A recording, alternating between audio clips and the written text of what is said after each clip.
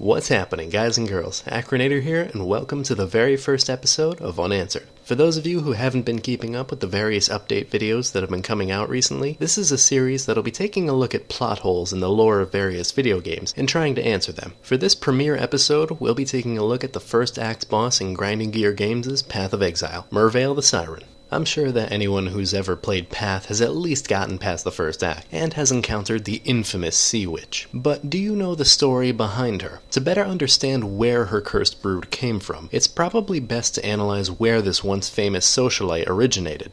The full story of Merveil can be read in the Gamepedia link given in the description below, and I'd highly recommend reading it for anyone who's even slightly interested. It may be only a few short paragraphs, but the lore given is reminiscent of a storybook. I'm not going to read the whole passage verbatim, but I will summarize the overall gist of what happened. Merveil was once the most popular and beloved court maiden in Rayclast, revered as both beautiful and kind. On one fateful day, Merveil went to the Grand Colosseum and watched Duresso take out all of his opponents with ease. And yes, we're talking about that Duresso. The two caught sight of each other, and it was love at first sight. For those who inhabited Sarn at the time, this coupling of social superstars led to the gossip of legends. After just a few weeks of courtship, Duresso and Merveil were betrothed, and everything was in place to see this fairy tale romance put in the history books. Though, as you're probably aware, things didn't turn out quite as planned. For his proposal, Duresso offered Merveil the gem known as the Star of Rayclast, the very one that was rumored to have given the famous singer Kalisa Mas her immaculate voice. As recounted by those who observed her, Merveil's expression was that of blank joy wandering around Sarn streets with the gem around her neck. While she appeared happy on the surface, Merveil seemed to only care about the Star of Rayclast and the gifts it was supposed to bring. Things started to turn sour when, at a party after their wedding, Merveil nearly clawed out an unfortunate guest's eyes for merely grazing the gem with their fingers. From there on out, Merveil's behavior turned even more obsessive towards the gem, claiming that Kalisa Mas herself was speaking to her through the necklace. Duresso was distressed about his wife's mental state, but neither he nor anyone he consulted could help the matter. Little did anyone know that this was not a famous actress speaking through the necklace, but rather the corrupting nightmare, twisting the wearer's thoughts.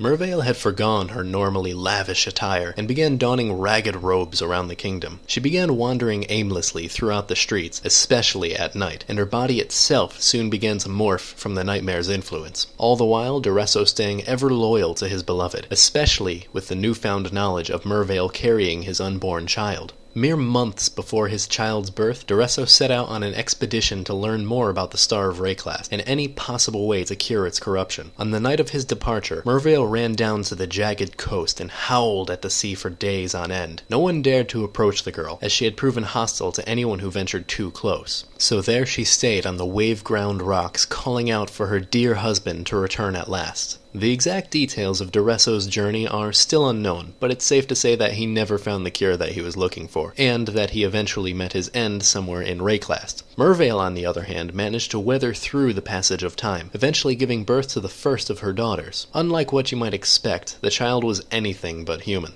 The passage for Merveil's lore reads, "And when the child was finally born, it was a freakish nightmare of scales, slime, and tentacles." Merveil, now known to most as the Sea Witch, receded into the caverns beneath Sarn's seaside cliffs, and began to produce more of her unholy brood. Along the coastline near the entrance of her caves lay countless sunken vessels, and the ghosts of sailors. For years now, Merveil and her daughters have been the scourge of all sea-bound travelers nearing the coasts of Rayclast. It goes without saying that this cursed sea witch and her children are a menace to be reckoned with, but where exactly did all these daughters spawn from? It would make sense to say that her eldest daughter belongs to Duresso, but what about the rest? Unfortunately, Path's lore is a bit vague on these sort of things, never giving enough details to fully piece together a true story. And that's where I come in, and give my thoughts on a whole slew of different theories that could potentially be correct. You see, I normally would just stick to dealing with the in-game logic, but this is as far as the trail goes. So in this rare case, I have to call upon my knowledge to come up with possible solutions to this plot hole. Luckily, I'm currently attending college for biological sciences, specifically animal science, so this sort of thing is right up my alley. I've amassed a few different theories that could all potentially be right, and I'm going to place a number in the bottom left-hand corner of the screen so that you can easily distinguish between them as we go along. These theories range from complete fantasy to being based off of real-life reproductive biology. Don't worry about understanding absolutely everything about the more science-y theories. I'll do my best to summarize them after talking about the specifics. The first theory, in my opinion, is the most boring, referring to magic babies. By this, I mean that Duresso never actually impregnated Merveil, but instead the curse of the nightmare placed on her necklace formed corrupted spawn inside of her. Yeah, it feels like a bit of a cop-out, doesn't it? Using magic for these sort of plot points seems like lazy storytelling to me, and I put this one first because it's my least favorite of the bunch. Magic is such a random element in fantasy settings, and I'd need to hear a better explanation of how magic is supposed to work in Reclast before believing in this theory. Take a look at Merveil's final form, and that of her daughters found throughout the tidal caves, and tell me what animal in real life they most remind you of. For me, it's the squid. Squids reproduce sexually, like humans, but they don't give birth to just one offspring at a time. After mating, the female squid lays her eggs inside of a case, which can be placed in a mini colony of other egg cases. This would certainly explain the volume of children that we as players have to fight against, but there are some problems that arise with this theory. For one, the female squid usually dies right after laying her eggs, and Merveil's still alive.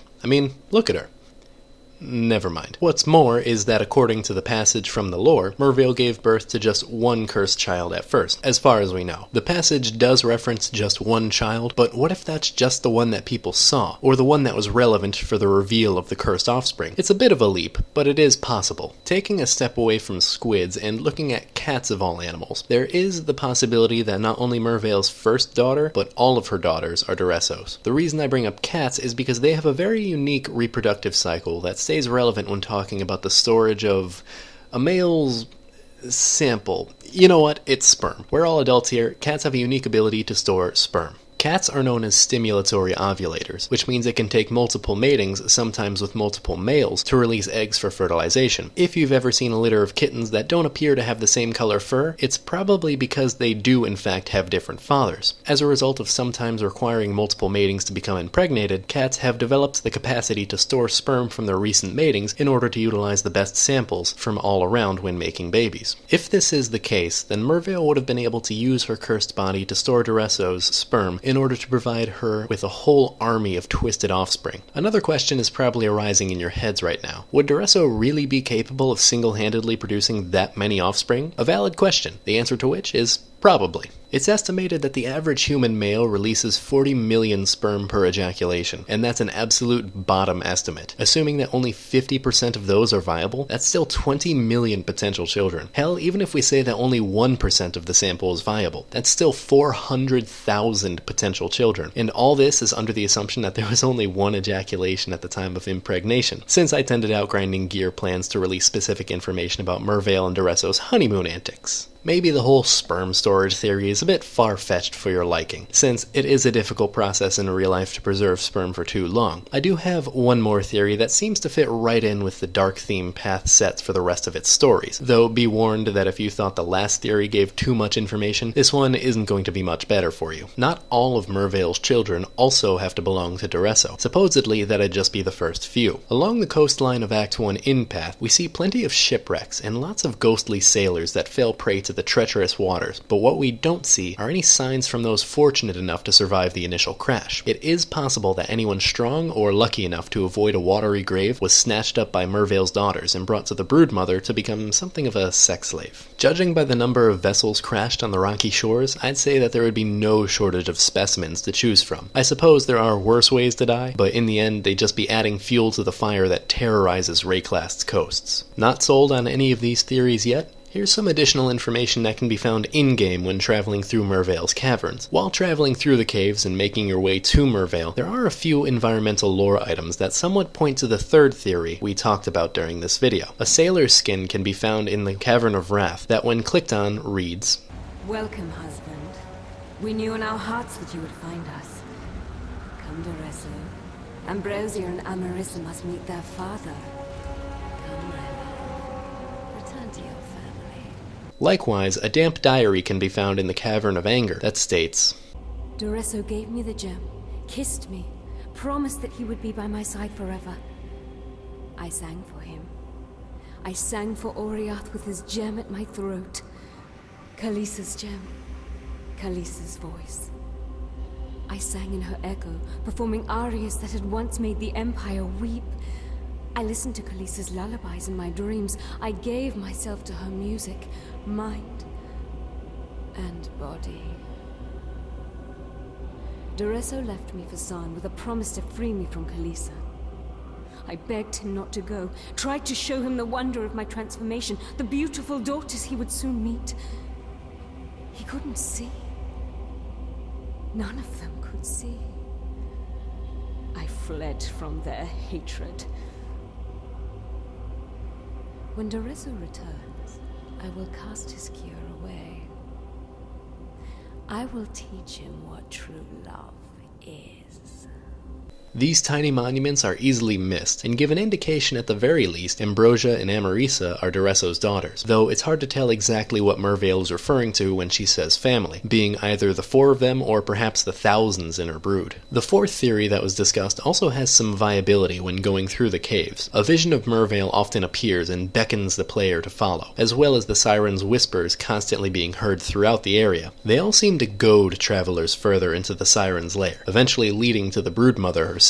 There's definitely plenty of evidence that could potentially lead to any one of these theories being the correct one. Unfortunately, it's hard to tell at the moment whether Dureso is in fact the father or not, with the lack of information being so massive. There have been recent additions to Merveil's lore, especially with the addition of Dureso's fight in Act 4, so maybe there's still hope for the mystery to be solved in the near future. For now, we'll just have to wait and see. Well, I hope you all enjoyed this video, and if you did, feel free to give it a thumbs up, and if you want to see more like it, maybe even subscribe. I'd really appreciate it. Links for my social media and whatnot are in the description below, and as for the comment question, which of the 4 theories discussed do you think is most likely? Personally, I like the 3rd theory the best. I'd really like to believe Merveil has stayed truthful to her beloved Dureso, but I get the feeling that the 4th theory fits a little too well with the style Path is going. Anyways, that's all the time I've got for today, so until next time, don't die.